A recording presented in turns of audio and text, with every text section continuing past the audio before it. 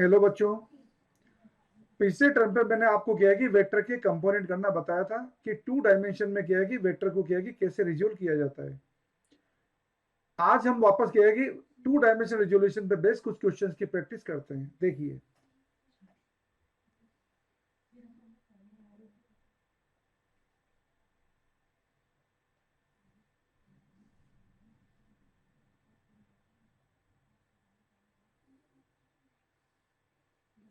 Suppose आपको क्या है कि यहाँ पे ये एक वेक्टर दिया हुआ है,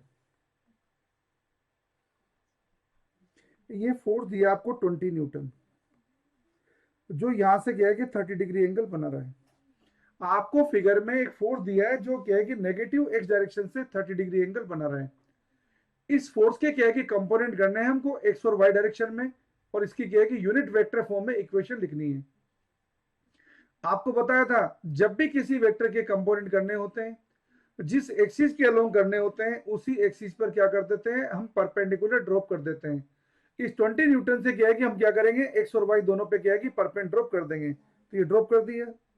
ये यहां से लेके यहां तक की जो लेंथ है, ये वेक्टर एक का क्या है कि एक्स डायरेक्शन में कंपोनेंट है। ये परपेंड ड्रॉप किया। यहां से लेके यहां तक की जो लेंथ है, ये वेक्टर एक का क्या है कि वाई डायरेक्शन में कंपोनेंट है।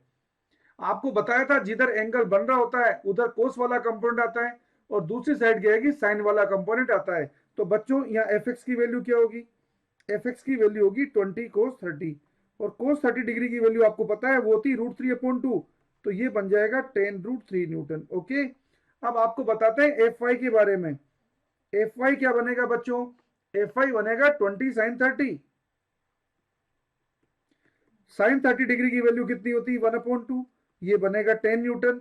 तो हम क्या है कि यदि इसे यूनिट वेक्टर फॉर्म में लिखना चाहते हैं, आई केप जे केप की फॉर्म में लिखना चाहते हैं, तो हम फोर्स को क्या है कि कैसे एक्सप्रेस कर सकते हैं।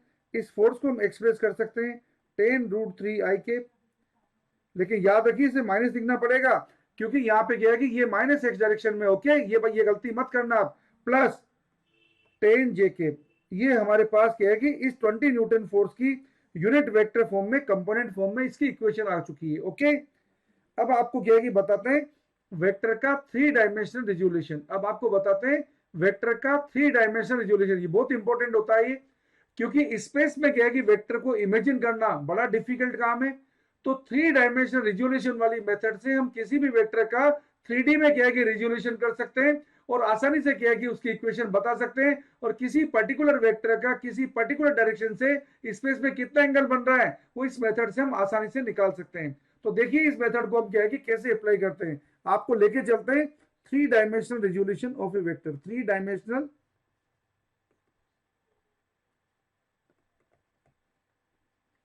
resolution of a vector, resolution means component।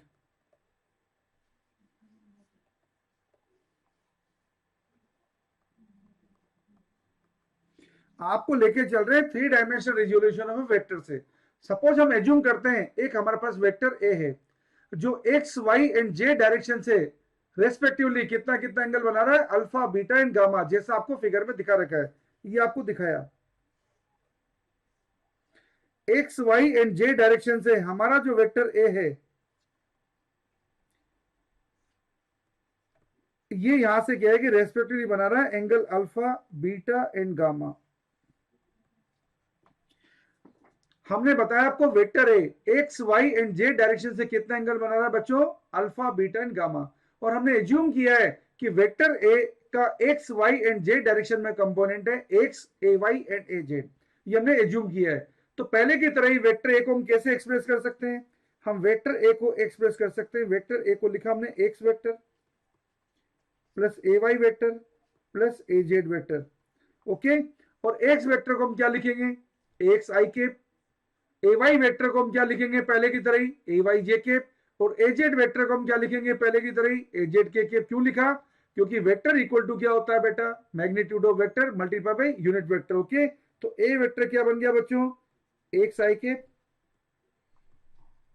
Plus A Y J cap plus A Z के केप। ये बन गया हमारा।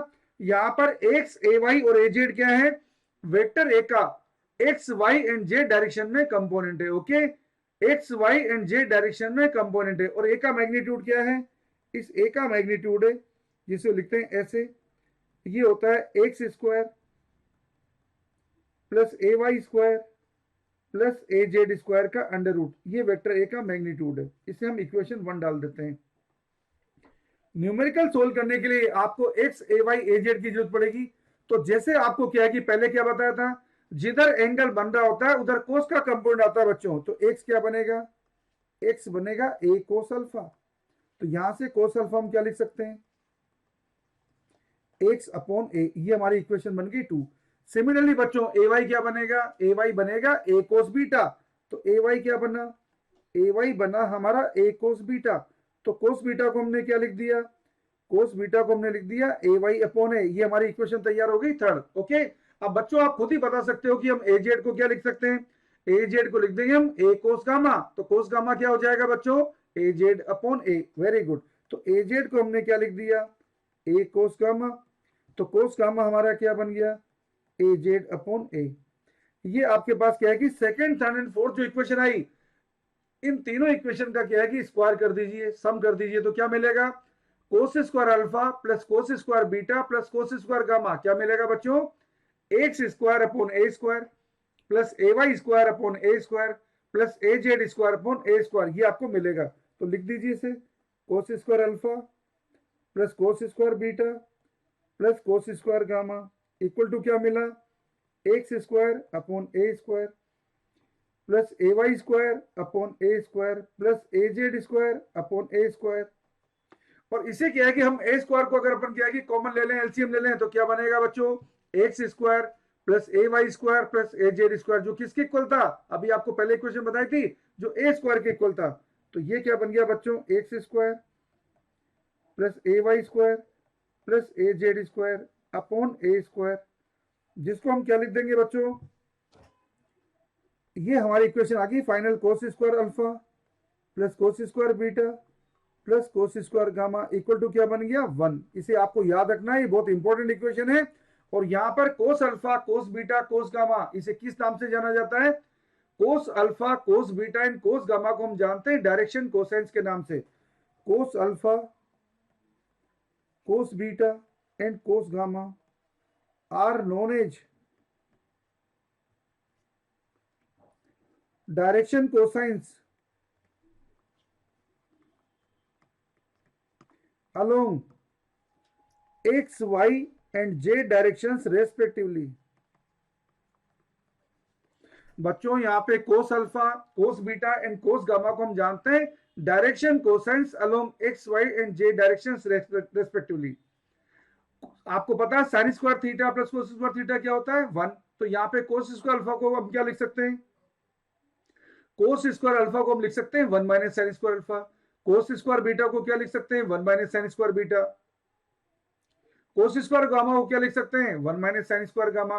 तो उससे आपके पास एक नई इक्वेशन तैयार होगी, इसे भी आपको याद रखना है, sine square alpha plus sine square beta plus sine square gamma equal to आएगा 2। ओके, ये सारी वैल्यू डाल देंगे। तो अब आप क्या है कि इसके बेस पे क्या है कि कोई भी 3D वाला कोई क्वेश्चन आता है आप आसानी से सोल्व कर सकते हैं। कैसे, देखिए, अगर सपोज आपको क्या है कि किसी क्वेश्चन में ये ऐसा दिया कि एक वेक्टर ए है, अगर आपको दिया कि vector A equal to 3i cap plus 4j cap minus 5k cap है, और आपको पूछा यहाँ पे find the direction cosines of vector A along X Y and Z directions respectively. क्या पूछा, find the direction cosines of vector A along X Y and Z directions respectively. तो आप सिंपल काम करना है आपको, इसके सॉल्यूशन में आपको क्या करना है, इसके सॉल्यूशन में आप यहां लिख दीजिए ए वेक्टर इक्वल टू एक्स आई के प्लस ए वाई जे के प्लस ए जेड के। अब आपका सिंपल काम है इसे कंपेयर करना। कंपेयर करेंगे बच्चों तो एक्स कितना मिल रहा है 3, ए वाई कितना मिल रहा है 4, ए जेड कितना मिल रहा है आपको -5, और ए का मैग्नीट्यूड क्या होता है x square plus A Y square plus A Z square का अंडर रूट। तो मैग्नीट्यूड क्या आएगा बच्चों, ए वेक्टर का मैग्नीट्यूड आएगा 3 square plus 4 square plus 5 square. तो कितना हो जाएगा बच्चों 9 प्लस 16 प्लस 25 कितना हो जाएगा, ये 50 का मतलब है ये हो जाएगा 5√2। अब आपको बताया एक्स कितना है यहाँ पे 3, तो बच्चों कोस अल्फा क्या आएगा, एक्स अपॉन ए होता है, ये बना 3/5√2।